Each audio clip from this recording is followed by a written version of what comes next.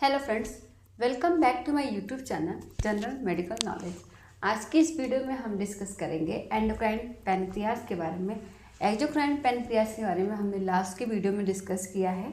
इस वीडियो में हम डिस्कस करेंगे पैनक्रियाज के एंडोक्राइन फंक्शन के बारे में। हालांकि हम ये एंडोक्राइन सिस्टम का एंडोक्राइन ग्लैंड पढ़ रहे हैं, तो हम पैनक्रियाज को कैसे भूल सकते हैं। पैनक्रियाज भी हमारा एक एंडोक्राइन ग्लैंड में आता है। एंडोक्राइन ग्लैंड के थ्रू ये कुछ हार्मोन्स हमारे बॉडी के जो कुछ इंपॉर्टेंट हार्मोन्स है वो सिक्रेट करता है, जिसके थ्रू हमारा बॉडी का होम्योस्टैसिस मेंटेन रहता है, हमारे बॉडी का एनर्जी लेवल मेंटेन रहता है इन हार्मोन्स के थ्रू। ओके, चलिए स्टार्ट करते हैं आज की वीडियो को एंडोक्राइन पैनक्रियाज के बारे में। एंडोक्राइन पैनक्रियाज का लोकेशन जो होता है, एंडोक्राइन पैनक्रियाज जो हमारा पैनक्रियाज है उसका लोकेशन होता है हमारे एब्डोमिनल कैविटी में। हमारे एब्डोमिनल कैविटी में पैनक्रियाज लोकेट करता है बिहाइंड द स्टमक, स्टमक के पीछे, behind the stomach and below liver, liver के नीचे behind the stomach abdominal cavity में हमारा पैनक्रियाज सिचुएट होता है, लोकेटेड होता है। ओके, ये होता है एक नॉर्मल, अगर रफ डायग्राम देखा जाए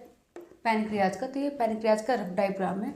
इसके जो स्ट्रक्चर होते हैं इसमें एसिनल सेल्स होते हैं, कुछ हमारे आइसलैंड ऑफ लैंगरहैंस होते हैं, जिसके थ्रू हमारे हार्मोन्स जो है सिक्रेट होते हैं। हमारे बॉडी में हार्मोन्स सिक्रेट होता है, पैनक्रियाज जो है हार्मोन्स प्रोड्यूस करता है और वहाँ से सिक्रेट करके करता है हमारे ब्लड स्ट्रीम में। ओके, अगर कलर की बात करें, कलर होता है पेल ग्रे कलर का होता है पैनक्रियाज, और वेट इसका 60 ग्राम होता है। अप्रॉक्स 60 to 100 ग्राम के बीच में वेरी करता है, 60 ग्राम इसका वेट रहेगा। स्ट्रक्चर की बात करें तो पैनक्रियाज में head, neck, body and tail, ये 4 स्ट्रक्चर होते हैं। Head region, neck region, body and tail region, ये पैनक्रियाज का स्ट्रक्चर रहता है। ओके, पैनक्रियाज 2 तरह के फंक्शन करते हैं, जैसे हमने डिस्कस किया कि एक्सोक्राइन और एंडोक्राइन दोनों तरह के फंक्शन होते हैं। एक्सोक्राइन फंक्शन किसके थ्रू होता है? पैनक्रियाज के एसिनल सेल्स, पैनक्रियाज में एसिनल सेल्स होते हैं जिसके through pancreas exocrine function perform करता है। उसके थ्रू डाइजेस्टिव एंजाइम सिक्रेट होता है। डाइजेस्टिव एंजाइम पैनक्रियाटिक डक्ट के थ्रू स्मॉल इंटेस्टाइन में एंटर करता है और वहाँ पे फूड मटेरियल को डाइजेस्ट करने में हेल्प करता है। ये हो गया पैनक्रियाज का एक्सोक्राइन फंक्शन। एंडोक्राइन फंक्शन में पैनक्रियाज में एसिनल सेल के साथ साथ आइसलैंड ऑफ लैंगरहैंस होता है। आइसलैंड ऑफ लैंगरहैंस होता है, उसमें कुछ सेल्स हैं जो डिफरेंट सेल्स हैं, वो डिफरेंट तरह के हार्मोन्स प्रोड्यूस करते हैं। ओके, आइसलैंड ऑफ लैंगरहैंस में फर्स्ट सेल है alpha cell. Alpha cell produce करता है glucagon. Okay, glucagon hormone produce करता है जो कि हमारे बॉडी में ब्लड ग्लूकोज लेवल को इंक्रीज करने का काम करता है, ब्लड ग्लूकोज लेवल को बढ़ाने का काम करता है ग्लूकागॉन हार्मोन, जो कि सिक्रेट होता है through alpha cells of island of Langerhans. Okay, next cell है beta cell. Beta cell insulin secrete करता है, इंसुलिन हार्मोन सिक्रेट करता है, जो कि हमारे बॉडी में ब्लड ग्लूकोज लेवल को डिक्रीज करने का काम करता है, मेंटेन करने का काम करता है। ओके, इंसुलिन जो कि beta cell of island of Langerhans से सिक्रेट होता है। नेक्स्ट है डेल्टा सेल। डेल्टा सेल से सोमैटोस्टेटिन हार्मोन सिक्रेट होता है, जो कि अल्फा और बीटा सेल के सिक्रेशन को कंट्रोल करता है। आपस में किस टाइम पे ग्लूकोज कम होना है, किस टाइम पे ग्लूकोज इंक्रीज होना है, वो डिसाइड करता है सोमैटोस्टेटिन सेल, क्योंकि सोमैटोस्टेटिन जो हार्मोन है वो अल्फा बीटा के सिक्रेशन को वो मेंटेन करने का काम करता है, रेगुलेट करने का काम करता है, कंट्रोल करने का काम करता है। ओके, तो ये हो गया सोमैटोस्टेटिन सेल। ओके, नेक्स्ट हम 1 by 1 हार्मोन्स के बारे में डिस्कस करेंगे। पैनक्रियाज से कौन कौन से हार्मोन्स सिक्रेट होते हैं और क्या फंक्शन करते हैं हमारे बॉडी पे, कैसे हमारे बॉडी पे एक्ट करते हैं। ओके, इसके बारे में डिस्कस करेंगे। फर्स्ट हार्मोन है हमारा ग्लूकागॉन। ग्लूकागॉन जो कि सिक्रेट होता है alpha cell, island of Langerhans के alpha cell of pancreas. Okay, alpha cell से ये सिक्रेट होता है ग्लूकागॉन। ग्लूकागॉन पेप्टाइड हार्मोन है जिसमें 29 अमीनो एसिड प्रेजेंट होते हैं, 29 अमीनो एसिड होते हैं।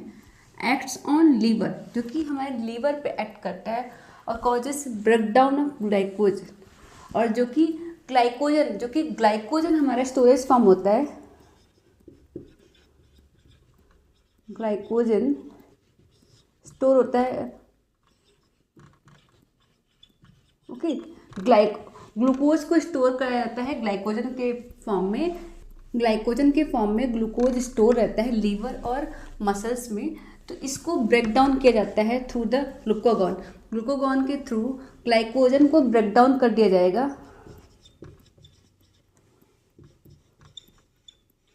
ओके, ग्लूकोज में ब्रेक डाउन कर दिया जाएगा। Okay, acts on liver causes break down of glycogen. इस प्रोसेस को कहते हैं ग्लाइकोजिनोलाइसिस। ओके, इस प्रोसेस को कहते हैं ग्लाइकोजिनोलाइसिस।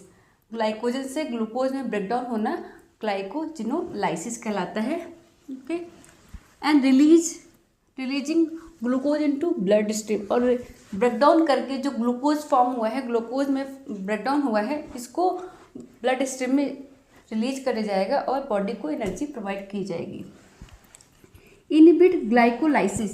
ग्लाइकोलाइसिस को ब्रेकडाउन, अब ग्लूकोज ब्रेकडाउन हो चुका है, अब फर्दर जो ग्लूकोज का ब्रेकडाउन होता है पायरुवेट में ग्लाइकोलाइसिस प्रोसेस के थ्रू ग्लूकोज का ब्रेकडाउन होता है पायरुवेट में।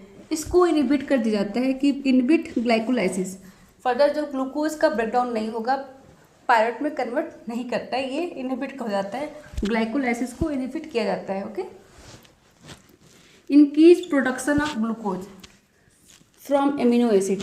एमिनो एसिड, लिपिड्स, ग्लिसरॉल, जो नॉन कार्बोहाइड्रेट सब्सटेंस है, जो नॉन कार्बोहाइड्रेट प्रोडक्ट्स हैं, उसके थ्रू ग्लूकोज का फॉर्मेशन कराना ही कहलाता है ग्लूकोनियोजेनेसिस।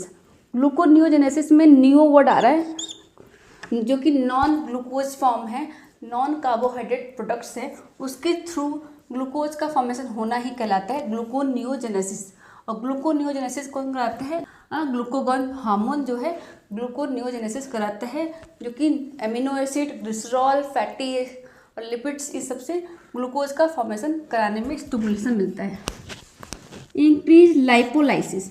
लाइपोलाइसिस को इंक्रीज करता है तो free fatty acid for metabolism. Overall इन सब के प्रोसेस में एक ही बात है कि ओवरऑल हमारे ब्लड का जो ग्लूकोज लेवल है, ब्लड शुगर लेवल है, उसको इंक्रीज कर दिया जाता है, उसको नॉर्मल या फिर मेंटेन कर दिया जाता है ड्यूरिंग द फास्टिंग। जब भी हम फास्टिंग में होते हैं या फिर लॉन्ग टाइम तक कुछ नहीं इंटेक्ट नहीं करते, कुछ भी कार्बोहाइड्रेट सब्सटेंस को इंटेक्ट नहीं करते, उस टाइम पे हमारे बॉडी में ब्लड ग्लूकोज लेवल कम हो जाता है। देन ग्लूकागॉन हार्मोन्स सिक्रेट होता है, हमारे पैनक्रियाज को स्टिमुलस मिलता है अल्फा सेल को कि ग्लूकागॉन हार्मोन सिक्रेट करे, और उस हार्मोन्स के थ्रू ग्लूकोनियोजेनेसिस होता है, ग्लूकोजिनोलाइसिस होता है। इन प्रोसेस के थ्रू ग्लूकोज का रिलीज होता है हमारे ब्लड में, ब्लड स्ट्रीम में ग्लूकोज रिलीज होता है, हमारे ब्लड में ब्लड शुगर लेवल मेंटेन हो जाता है through in this process. Okay, hope you understand. Next हम फ्लो चार्ट के थ्रू समझेंगे ग्लूकागॉन कैसे हमारे बॉडी पे एक्ट करता है, किस तरह से हमारे बॉडी पे एक्ट करता है और ग्लूकोज का फॉर्मेशन करवाता है हमारे बॉडी में। इस फ्लो चार्ट के थ्रू हम समझेंगे।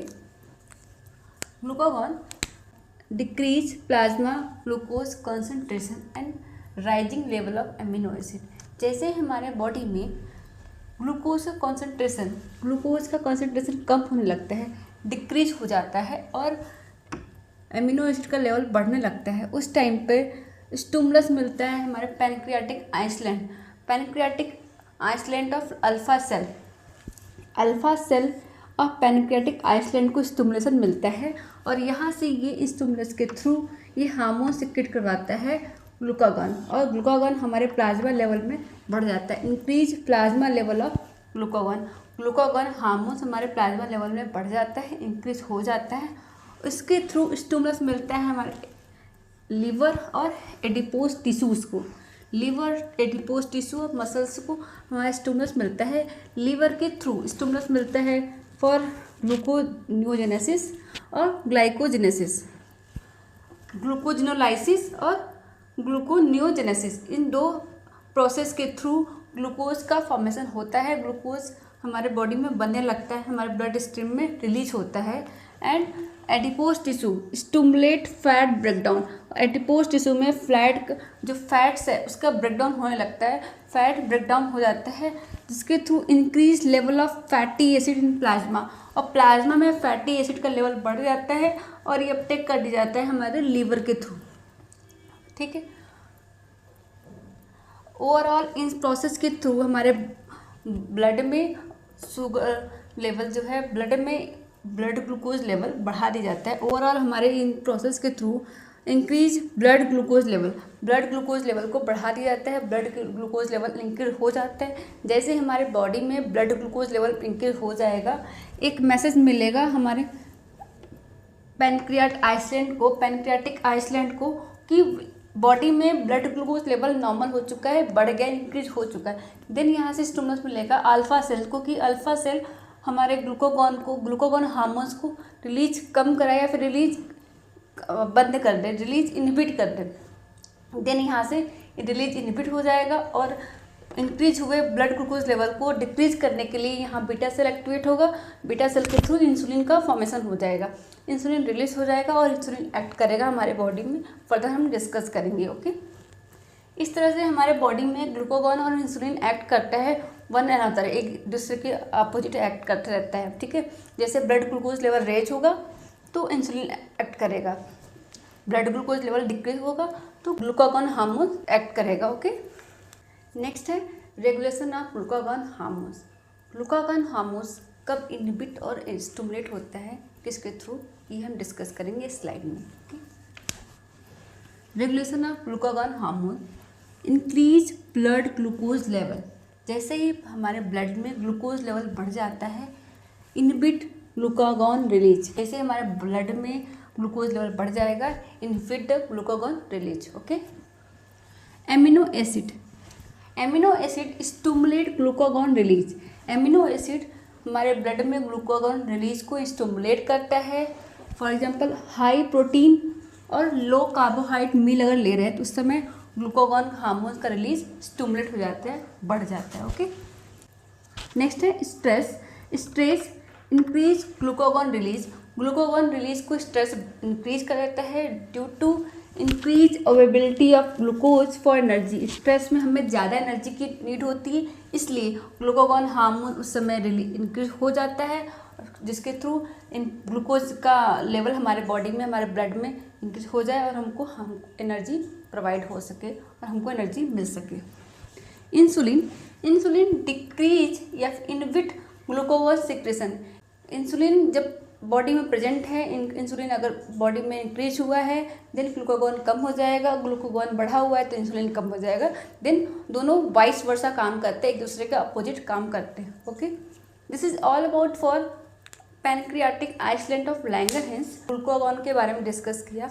नेक्स्ट हार्मोन्स के बारे में अगले वीडियो में डिस्कस करेंगे। This is all about for glucagon hormones and pancreatic island of Langerhans. Hope you understand all this thing about glucagon. If you like the video, please like, subscribe and share my channel. Okay, thanks for watching.